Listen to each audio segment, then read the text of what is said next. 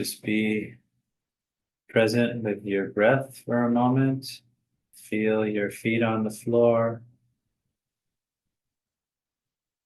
Just find a comfortable but alert posture with your back relatively straight.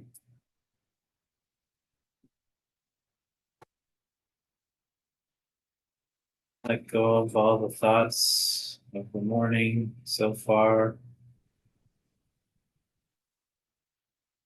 Just be with the rise and fall of the breath as it changes moment to moment.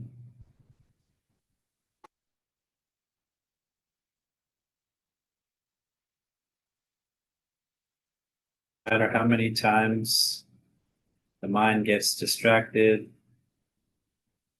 into daydreaming or thinking about past or future, just patiently, lovingly bring your attention back to your breathing.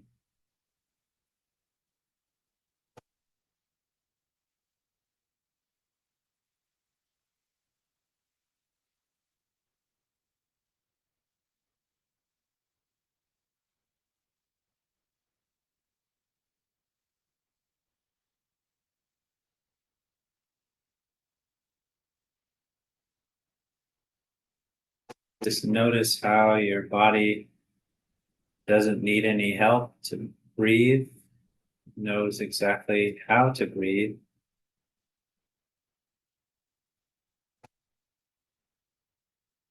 Mind can be aware of that breathing. So mind and body are two separate continuums.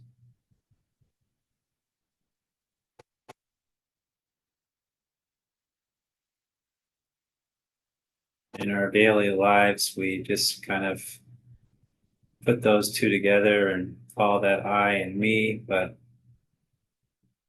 in meditation, we recognize that actually body and mind are different. I and me is just a conceptual imputation. Self is made up of parts, body and mind, different sense consciousnesses of the mind.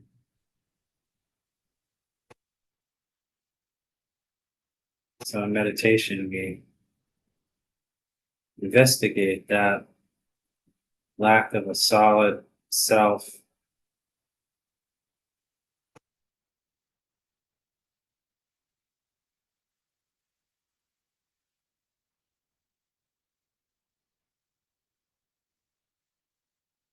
That to undermine the negative attitudes that we carry around that revolve around this concept, this false concept of an inherently existent self.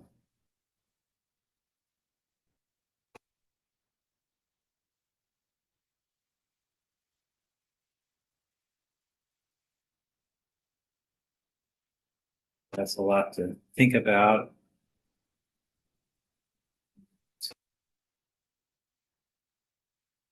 This is a meditation. We try to calm the mind, but we also try to bring in wisdom that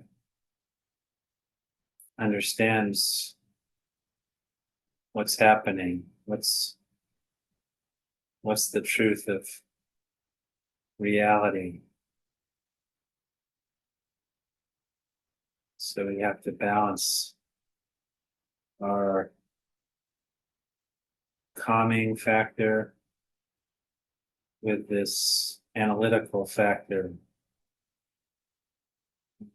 bring them together so that they support each other.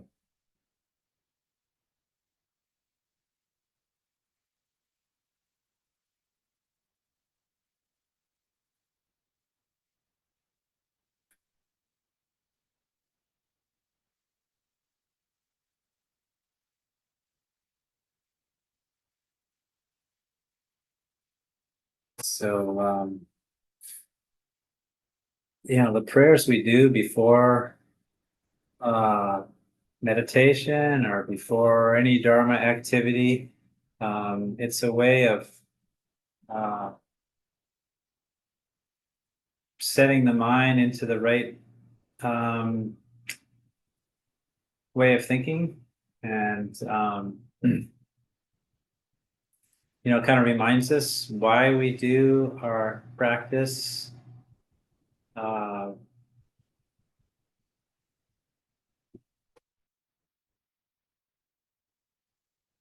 Removes our self-centered attitude and begins to cultivate this bodhisattva awareness where we're doing our practice for all sentient beings. So, sometimes it can feel a little rote and routine, reciting the prayers, and it's important to think about the meaning of the prayers. Some of the meanings in the prayers are a little obscure. You need to think about them a little bit, what they actually mean.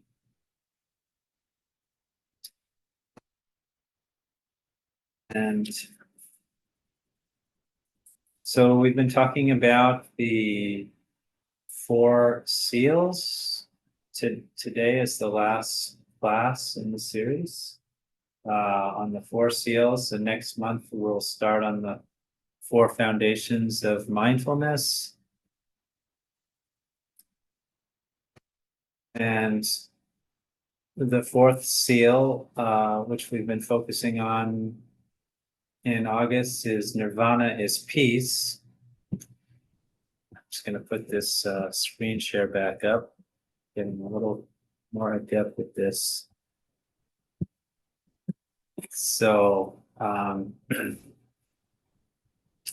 Nirvana is peace. So here's the King of Meditative Stabilization Sutra, which is one of the early Mahayana sutras from like the 2nd or 3rd century.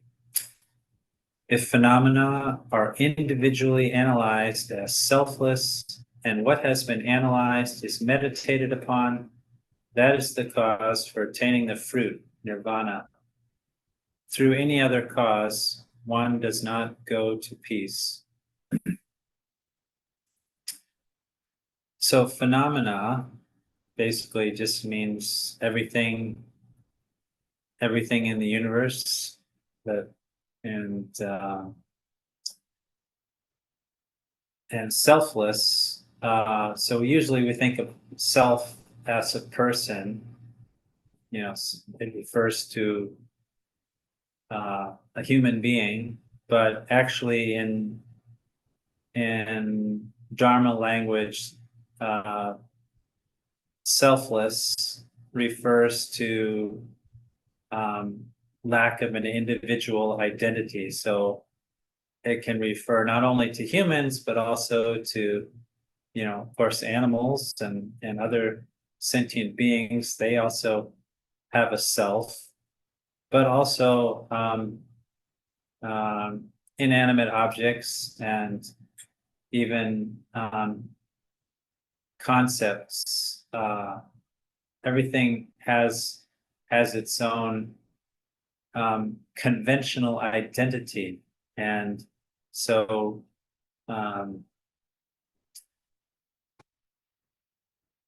part of our practice in daily life is deconstructing our routine habit of putting a solid self or identity on every single object we see and think about.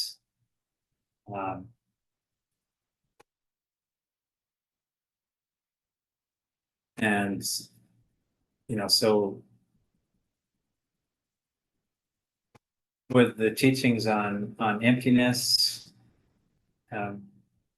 we look at all these various objects, we look at people, we try to uh, recognize and remember, these teachings that everything uh, depends upon causes and conditions, parts, and then at the deepest level of dependence, everything depends on our concepts, the mind that puts a label on something. And we do that so quickly and so habitually, we don't see that process. And we wake up in the morning and think, I'm going to go brush my teeth. I'm going to go make coffee or make oatmeal or whatever. And and this thought of I is made not even be conscious. It could just be sort of half conscious, or it happens so quickly, but we just agree to that uh, way of thinking about life. I'm going to do this. I, the person, the real me, that is really here, is going to go do these things. And oh, and I have all these problems I have to deal with. And so, um, you know, the mind is one of the Buddhist ways of referring to the mind is the monkey mind. It moves so quickly, like a monkey jumping from tree to tree, going around to different sense perceptions, thoughts, and visual perceptions, and uh, hearing things and touching things, and so it's moving so quickly. And so our job, if we want to actualize this path, and realize nirvana, is to slow down the process and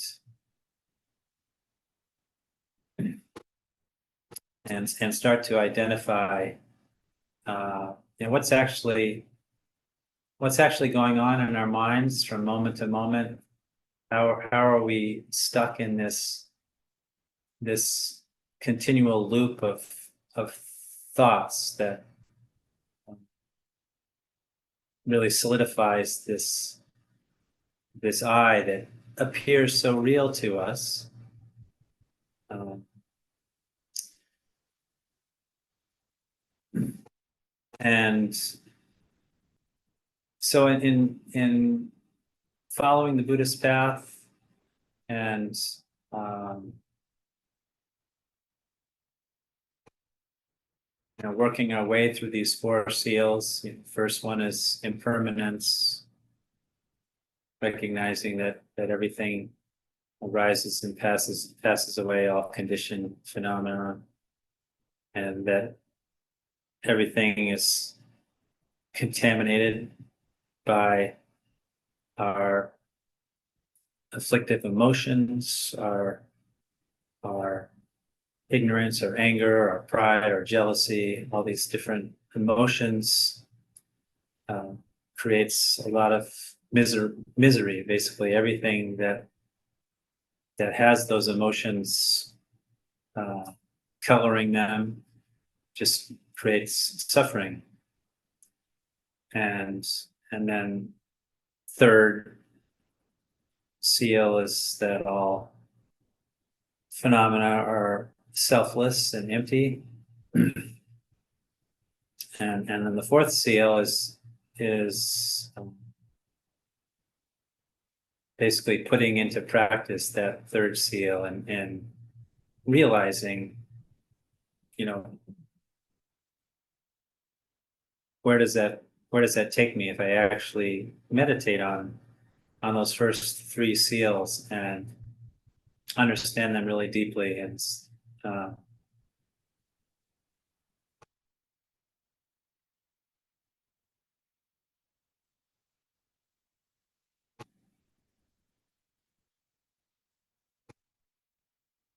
Any questions so far? Any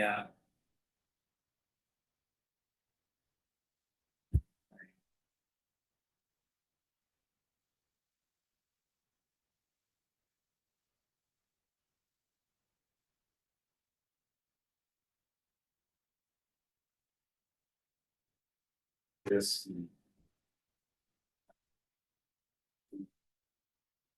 every life here? We need, we need that convince the line to function. To do whatever to help ourselves get up in the morning, eat breakfast. Yeah. Frustrating. Um, Still that conventional mind, I guess that's something has to be good. Yeah, Bill was saying, all this talk about emptiness, it's easy to neglect, or the question arises, well, what about this conventional I, that does exist? How do we skillfully deal with all the tasks that it has to accomplish? One of the great jokes of going on a Vipassana retreat is, you can get so deep into your meditation, but still at the end of the retreat, you have to remember where your car keys are so that you can drive home, or, take the bus home or whatever. You have to maintain a kind of some conceptual skill to navigate the conventional world and make money, for example, in order to survive in a uh, in a conventional world where you have to, for most of us, we have to pay for our food and pay for our shelter and in some way. And so, this is one of the great challenges of being a Buddhist in modern life, is holding those two truths simultaneously. The conventional truth, uh, and more to the point, in a Buddhist sense, is balancing the fact that karma exists. Karma, there are positive results come from virtuous actions, and negative suffering results come from non-virtuous actions. And so even though all of that is empty on an ultimate level,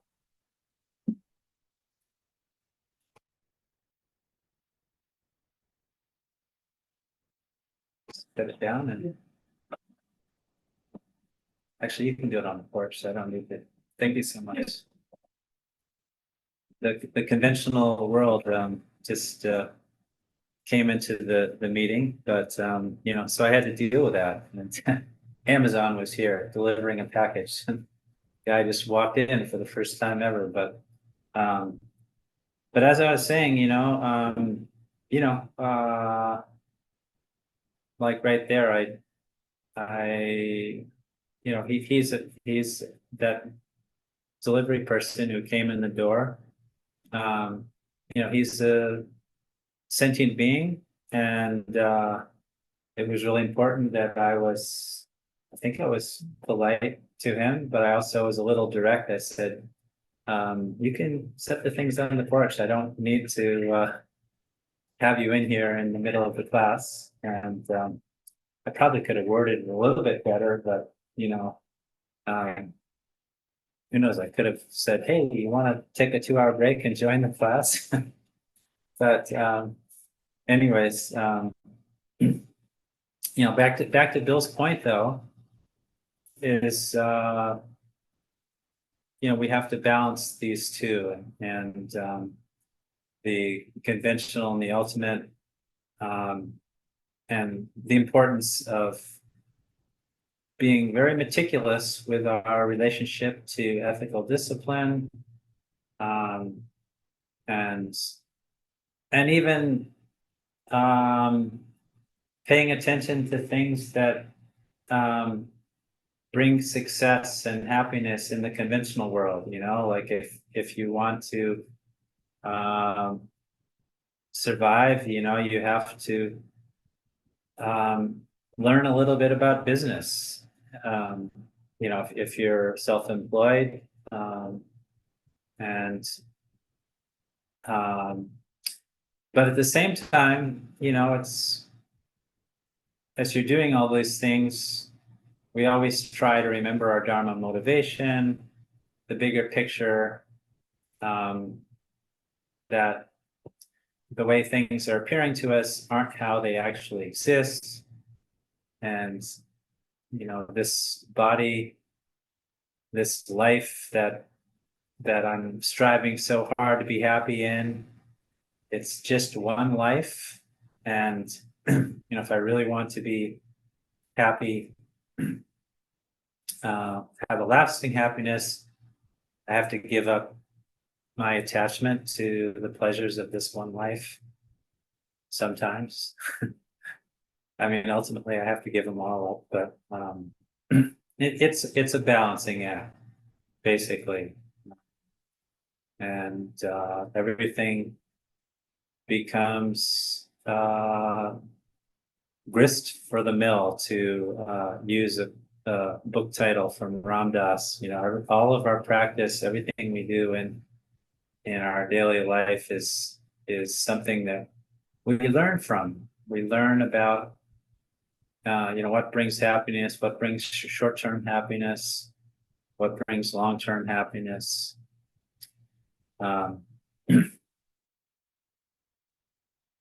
And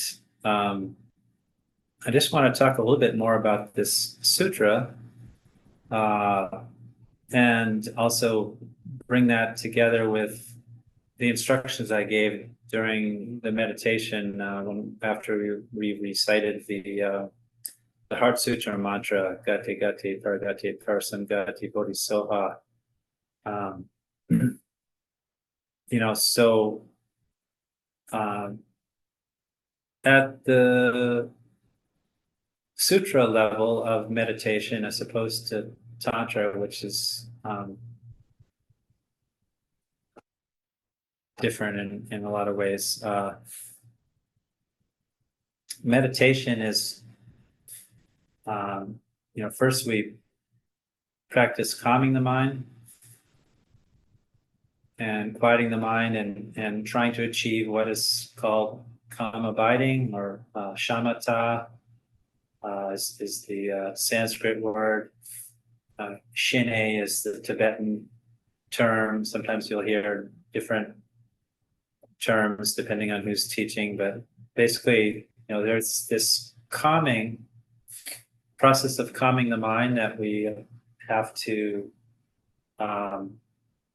practice, in order to do meditation. Because whether we're trying to meditate on emptiness or just meditate on different topics in the Lam Rim, like refuge or karma, or the preciousness of human life, we can't do that with a distracted mind that's all over the place. It's difficult to learn anything, even being in school for a worldly discipline like psychology or math, or business. If you're doing 10 different things and looking at your phone and listening to music, that's a distracted mind. It's a recipe for not learning very much and not retaining any knowledge. And so if we really want to learn, first we have to calm the mind. And so, that's where the breathing meditation comes in. Just learning to let go of the thoughts, calm the breath, and as you're breathing, you're adjusting your physical posture so that you're releasing tension, because tension in the body will also um, be a source of distraction. The mind's kind of agitated a little bit, like, how do I feel this tightness in my shoulder? And so that's part of the process too, is finding that perfect posture as much as possible, where your energy really starts to flow, and you start to get um, a little bit of a blissful feeling in your meditation, which is an important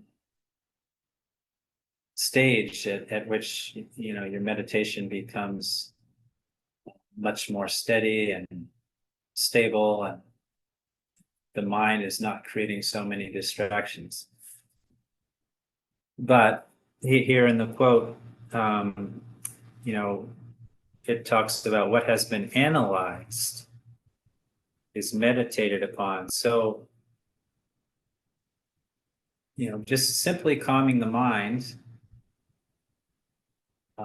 is a practice that non-Buddhists do in many different traditions, but it doesn't lead to wisdom.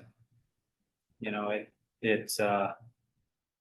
can think some people, it's said, achieve really high states of meditation, going through what are called the jhanas, the mental absorptions, uh, the form realm and the formless realm, and all the way up to the peak of cyclic existence, which is the most subtle state of bliss, that these formless gods dwell in. I think it's called the realm of Brahma or something. And it's said that you can remain in this state for eons, and just you're in this incredibly subtle, refined state of bliss. But if you haven't studied teachings on emptiness, there's not much. Well, let me say it differently. I mean, it's a wonderful state, but in order to free yourself from suffering and get out of cyclic existence and stop yourself from suffering once and for all, you have to realize emptiness. And so, with these real subtle states of concentration, you can get fantastic powers like clairvoyance and seeing into the future and hearing things, clairaudience it's called, hearing things way far away that normally you wouldn't, our ordinary human senses aren't anything close to that. These are really amazing powers that eventually are useful to a Buddha. But if you haven't realized emptiness and achieved nirvana, they can be a great distraction to your practice, and you can start to think you're a really great realized being, and get quite self-absorbed and kind of, your ego can get quite large, thinking how wonderful and blissed out and how special you are. But if you haven't realized emptiness, you're still stuck, because that karma is going to run out eventually. That that blissful meditation, and no matter how long it lasts, many eons, the karma for that's going to run out, and then there's no place to go other than down in cyclic existence. You're at the peak of cyclic existence, and there's 6 realms, and you could be reborn in one of the suffering realms of hell, hungry ghosts, or animals, because essentially you've done nothing to develop your wisdom during all that blissful meditation. And so it would make sense to end up in a place where the karmic result is of not having developed your wisdom is to be born in a place of great obscurations and ignorance. So it's important to bring together the wisdom and the concentration, the 2 wings of the path in Buddhism, method and wisdom. And there's many different aspects of method, the teachings of method, like one of the easiest way to explain is the 6 perfections. So the first five perfections are the method side of the path, the generosity or giving, and ethics, patience, joyous effort, and concentration. So these are all the method aspects, and they need to be joined together with the wisdom in order to have the 2 wings to Buddhahood. So in meditation, we try to bring those 2 together, but it's a little bit tricky because your meditation, you're calming the mind, and then you have a thought, okay, what am I supposed to be meditating on again? Oh yeah, wisdom. And what's wisdom? Oh, let's see, dependent arising. And what's that? And so you start going through this thought process in your mind, and before you know it, you've lost all your concentration, and your mind is quite busy and dealing with concepts and intellectualizing, which is one of the challenges of being a student of Buddhism. Is here we are, we're you're listening to me spout a bunch of words, concepts, and in your own free time, hopefully you're reading some books and studying, but everything is being communicated through the veil of concepts. And whenever things are communicated through concepts, there's a strong gloss of inherent existence that's coded on all those concepts, because it's that's just the very nature of a concept. It's something you hold firmly in your mind, and so it's a real challenging knot to unravel, to get this conceptual understanding of emptiness and gradually transition it to a non-conceptual, direct yogic perception of emptiness that's not via concepts. And so that's part of why it's really important to study really well, and to meditate daily, because it takes a lot of practice to get our minds calm and focused, and then we want to start directing it to emptiness, but without stirring up thoughts too much. We want to kind of have a shortcut in our mental program, so to speak, that can drop us into the meaning of emptiness without having to recite a long list of concepts in our head. And that only comes about through study and reflection and practice again and again and again. So it becomes more and more automatic and less dependent upon our need to think about it. And I'll just say a few other things, and when we can have a short break. And so when we understand emptiness directly for the first time, that doesn't mean we've achieved nirvana. We have to, in the 5 paths of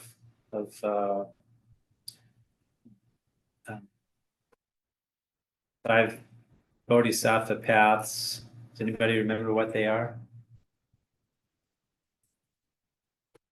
5 paths. Okay. So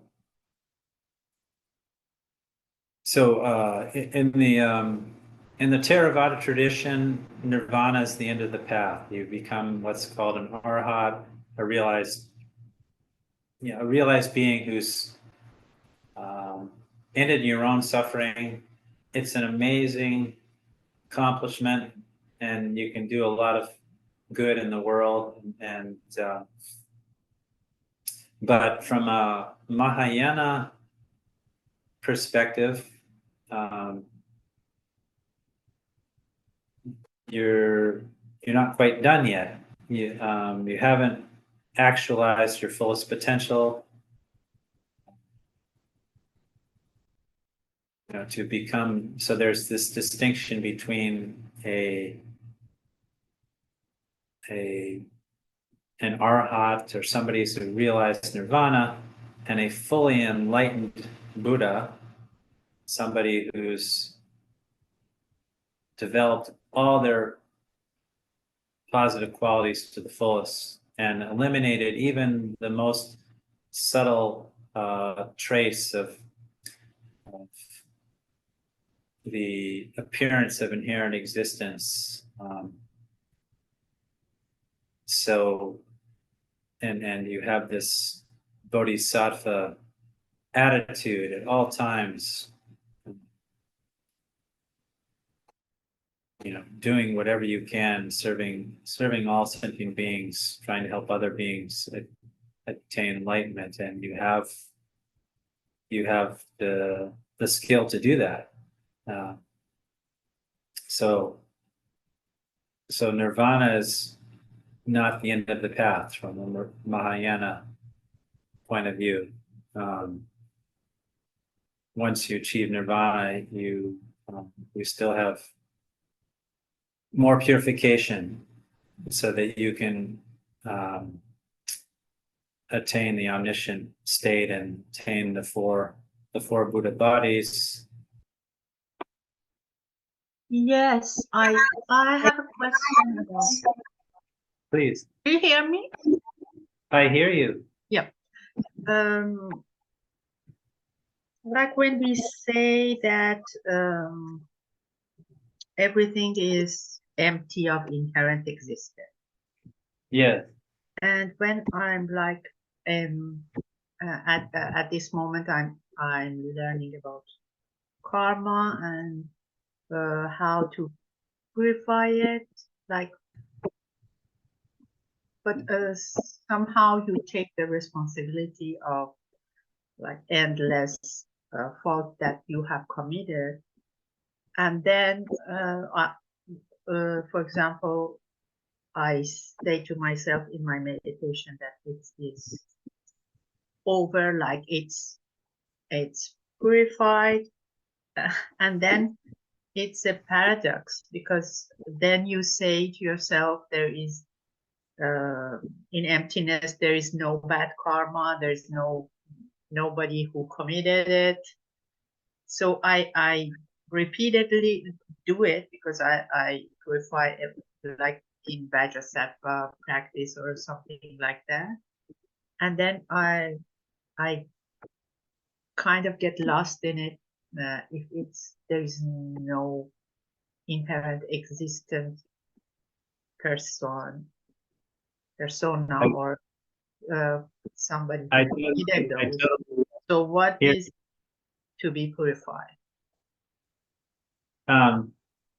Yeah, I mean, what your question really gets at the heart of how to properly hold the two truths simultaneously. One truth is the truth of emptiness, ultimate truth, that, where in the Heart Sutra it says, no eye, no ear, no nose, no tongue, no, there's no I forget all the no's, but pretty much everything is negated. No path, no suffering, no ultimate wisdom. And then the other truth is conventional truth, which in Tibetan, the term for conventional truth is Kunso Denpa, something like that, which means truth, obscurational truth. It's a conventional truth, but it's a obscurational truth because the way that it appears is that it's solid and inherently existent, but the way that it actually exists is that it's empty of any inherent existence. So, but getting back to exactly what you said, you were talking about, well, why am I purifying karma if it's empty? That's sort of like the essence of what your question is that I got, I mean, and is even though it's empty, it doesn't mean emptiness doesn't mean non-existence. Emptiness just means it doesn't exist the way that it appears. It doesn't exist as a solid, independent phenomenon. It exists interdependently due to parts, causes, and conditions, and at the deepest level, it exists due to conceptual or mental imputation. We put a term and a label on top of something, we call it karma, but karma is just a word. And but we can't find some solid karma object out there that's happening to a solid person, but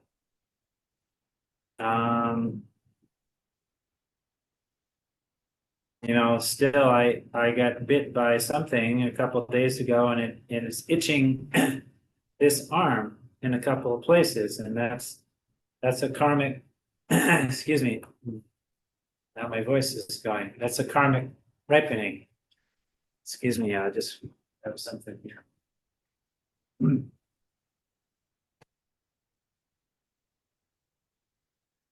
Does that make sense?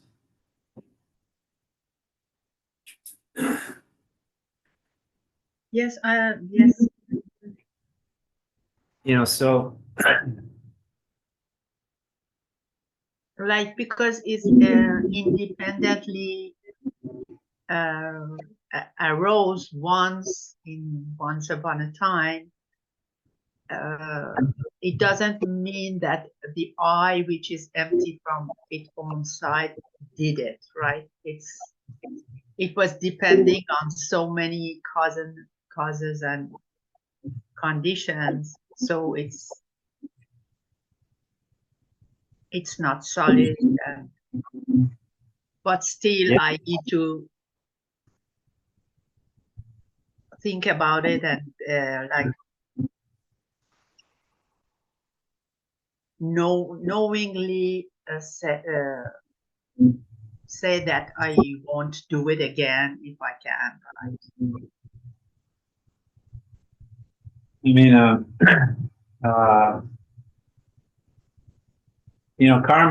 karma. Sorry.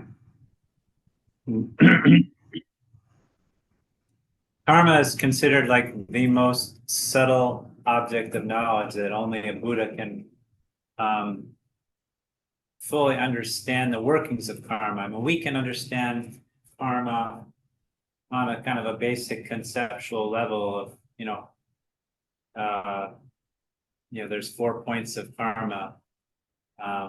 If I can remember. It's definite. Um, it's expandable, like a small cause can bring a big result.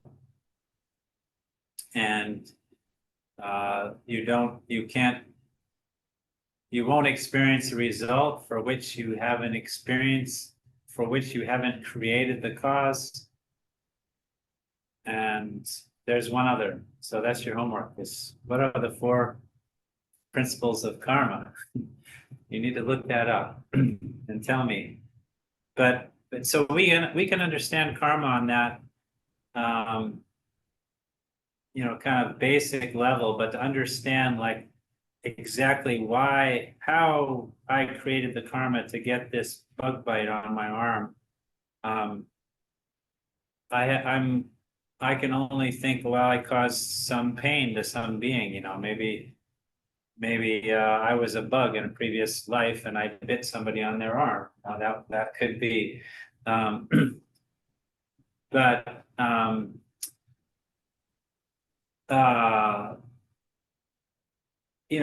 so that's a lot of um, there's a lot of ways to think about karma, but it still doesn't um, justify in our minds. We can't find karma when we look for it in an ultimate analysis of trying to pinpoint, there's the karma. It's all this interplay of different factors that creates the karma, and also the mind that understands that it's karma. And and so we have to pay attention to karma and also understand that it's empty. If we want to be free and stop the wheel of karma, we have to understand emptiness. Because once you understand emptiness and achieve nirvana and completely purify all the ignorance and all the negative seeds,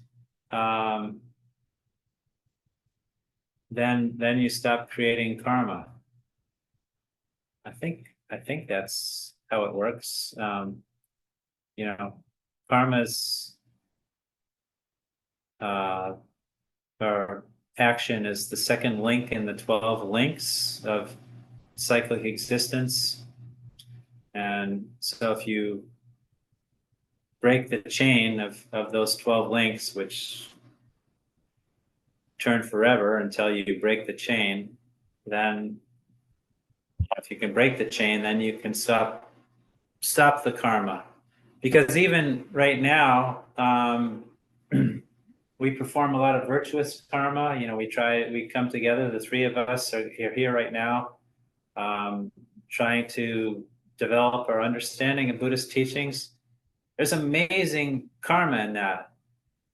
It's really positive karma, but it's still tainted by our belief in inherent existence. We think, oh, I'm getting really good karma here, and we identify it as a solid thing. And then there's there's a sense of an I that's accumulating this positive karma. So it's this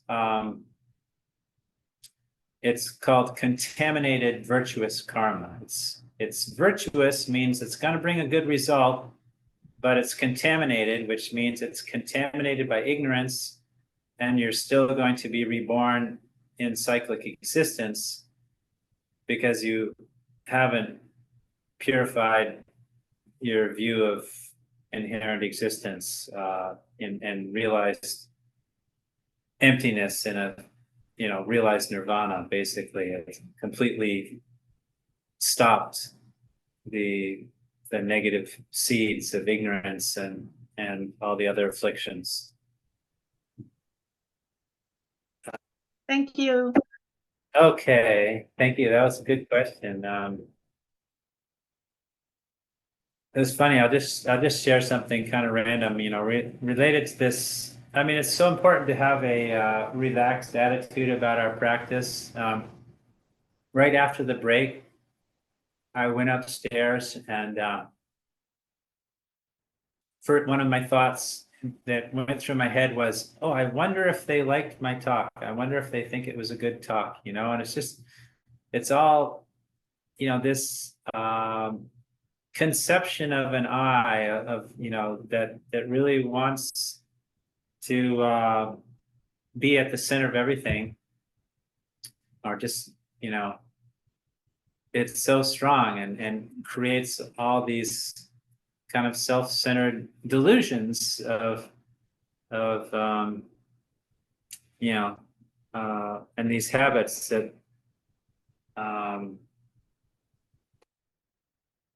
it would have been,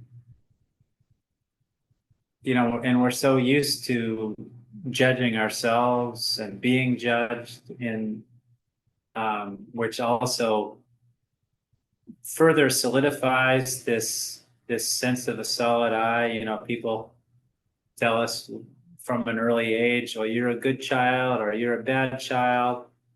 And, we get that kind of conditioning all throughout our upbringing. And so, that habit of selfing, just really focusing, do they think I did a good job talking? Did I explain the Dharma well, and as soon as you kind of can see that happening, you can laugh a little bit and realize, oh, okay, there's Mara, the imposter, the trickster, which is Mara's basically just another name for ignorance. But in the story of Buddha's awakening, Mara's the one who came and tried to stop Buddha from becoming enlightened right at the last minute, distracting him with all manner of different distractions and so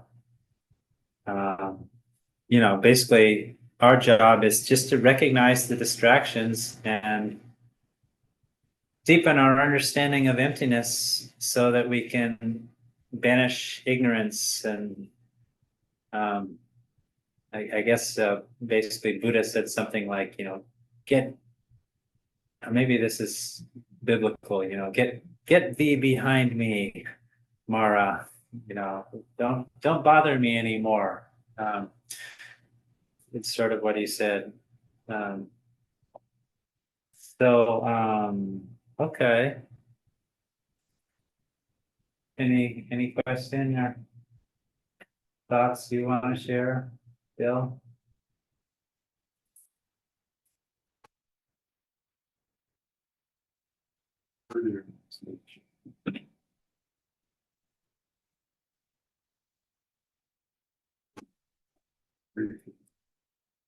Depending on life, Yeah. I could give the definition or understanding. Yeah, so Bill's question was trying to remember what dependent arising is. And so there are several different methods outlined in Buddhist scriptures for realizing emptiness. But the king of reasonings, as it's called, is dependent arising, and it's considered the best way to meditate on emptiness is so there's 3 levels of dependence. First, things only exist, phenomenon only exists due to parts, so every, if we look at ourself, our own human existence, we have parts, the main 2 parts are body and mind, but you can break those down into more parts. The body has different limbs and bones and flesh and blood and different organs. And then, you really want to dig deeper, you can get into all the kind of substances in the body, that are useful to meditate on. If we have too much vanity about the beauty of the body, we sort of turn the body inside out, and basically it's a hollow feeding tube with food going in one end and excrement and urine coming out the other end, and so this is it's a powerful tool both for minimizing, reducing our attachment and to the body, but also for understanding that the body doesn't exist as some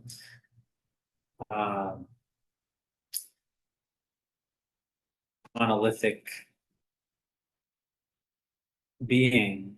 It's all these different parts, and even going further beyond parts we can see, we get into molecules and atoms and subatomic particles, and actually I think from an atomic point of view, most of the body is actually empty space, because every atom has a nucleus and it has an electron going around the nucleus, and it's actually there's a lot we're not seeing.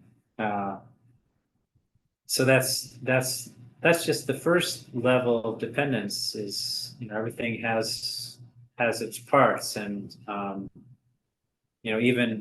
even atoms themselves. You start having these debates about, well, what about atoms? They must exist, but the atoms have directional parts. There's even at a very tiny thing, there's a top and a bottom and sides, and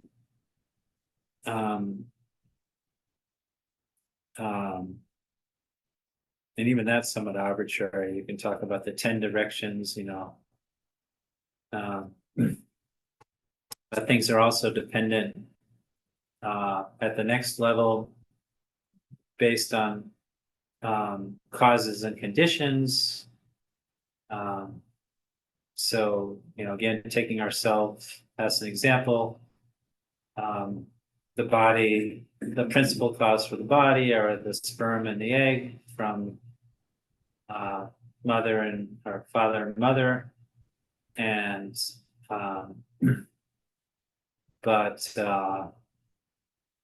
also the food we eat is forms new cells and helps to grow the body, from the fetus to infant to child to adult.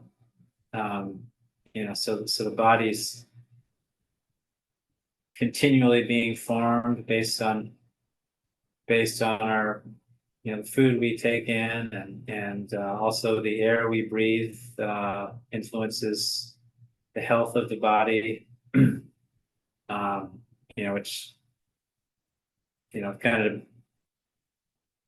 to bring the reality of the present world into our awareness. The climate is climate change has a huge impact on the health of the body, and if it's too hot, where many parts of the world are getting too hot now, and the body can only survive under certain conditions, and so it can't just survive independently unless the conditions are right, harmonious for the body to develop. And then at the deepest level of dependence, the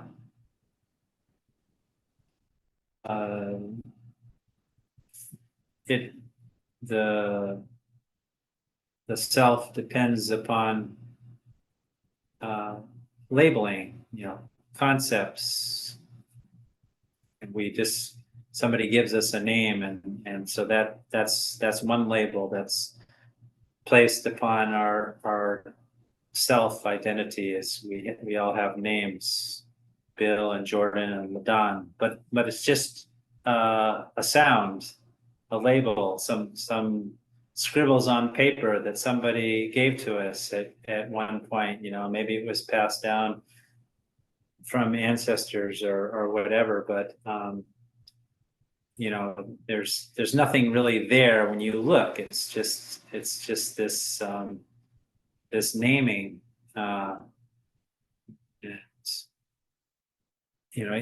Going a little bit deeper than our own personal name is just this sense of an I, sense of a me, which is also just another concept. We have this self-concept that's deeply, deeply ingrained in our consciousness. It's said, I'm forgetting the term, but there's kind of, since beginningless existence, all sentient beings have this kind of innate sense of an I, this innate ignorance.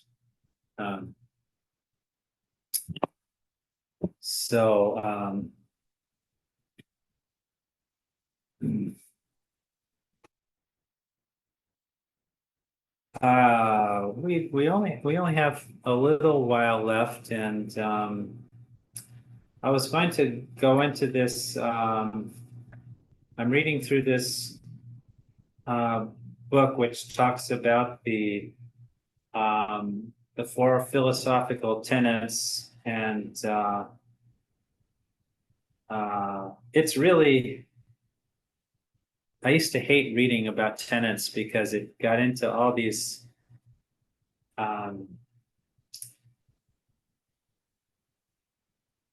really difficult discussions that were hard to follow, and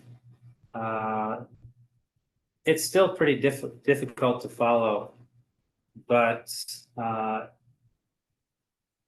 I'm starting to enjoy it because it points out how important it is,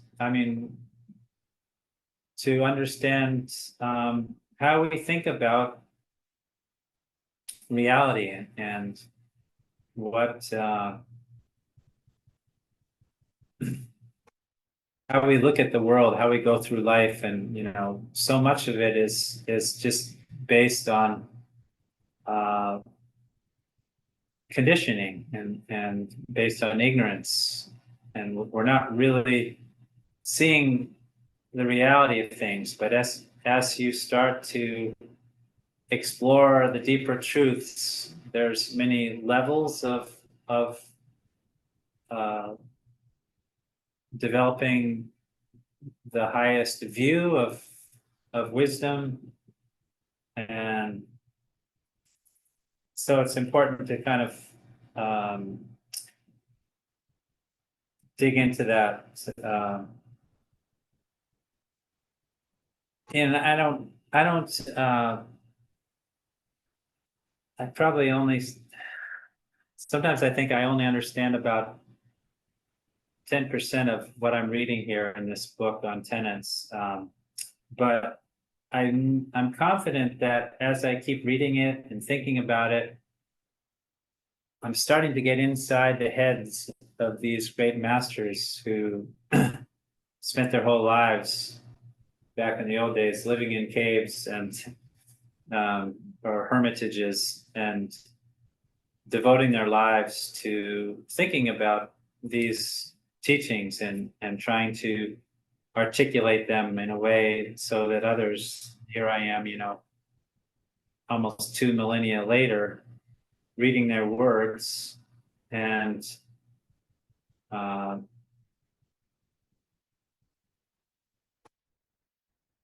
trying to understand them. And so, it's a process. But anyways, just to close out our series for the last 4 months on, the four seals and this last seal, Nirvana is peace, is really, it's kind of an understatement to say it's very profound. I mean, of course, it's profound. That's the ultimate wisdom. Is realizing emptiness and developing that understanding to its fullest. But Nagarjuna wrote this famous text called Precious Garland, which was one of his disciples was a king, and so he wrote this text for the king, to help him, but also help all of us. And I'll just read a couple passages here and